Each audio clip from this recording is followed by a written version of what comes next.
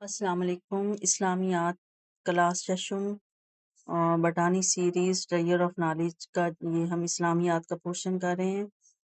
سب سے پہلے اس میں ہے باب الاول ہے القرآن الکریم ہے۔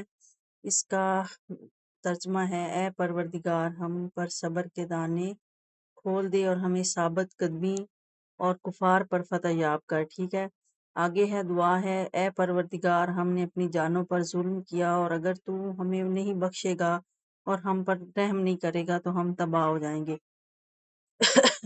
توحید کے لفظی معنی ہے ایک ماننا، یکتا جاننا۔ توحیدیت کو وہ عقیدہ جس میں صرف ایک خدا کے وجود کا یقین ہو۔ اسلامی عقائد میں سب سے پہلے عقیدہ توحید ہے۔ آگے ہے اگر آسمان اور زمین میں اللہ کے سوا اور معبود ہوتے تو زمین اور آسمان کا نظام درہم برہم ہو جاتا۔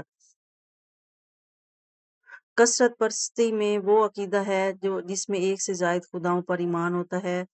ٹھیک ہے، قل هو اللہ احد، کہو کہ وہ اللہ ایک ہے، اللہ الصمد، وہ معبود برحق بے نیاز ہے، لم یلد ولم یولد، نہ کسی کا باپ ہے اور نہ کسی کا بیٹا، ولم یکن لہ کفوا احد، اور کوئی اس کا ہمسر نہیں۔ اللہ تعالیٰ کی ذات میں کسی کو شریک یا حصہ دار ٹھہرانا شرک کہلاتا ہے۔ ایاک نعبد و ایاک نستعین، اے پروردگار ہم تیری ہی عبادت کرتے ہیں اور تجھی سے مدد مانگتے ہیں۔ اہدنا الصراط المستقیم، ہم کو سیدھے راستے پر چلا۔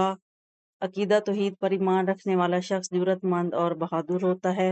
عقیدہ توحید انسان میں صبر اور استقامت پیدا کرتا ہے۔ آگے ہے صراط المستقیم کے معنی ہے سیدھا رستہ، نعبدو کے معنی ہے ہم تیری ہی عبادت کرتے ہیں۔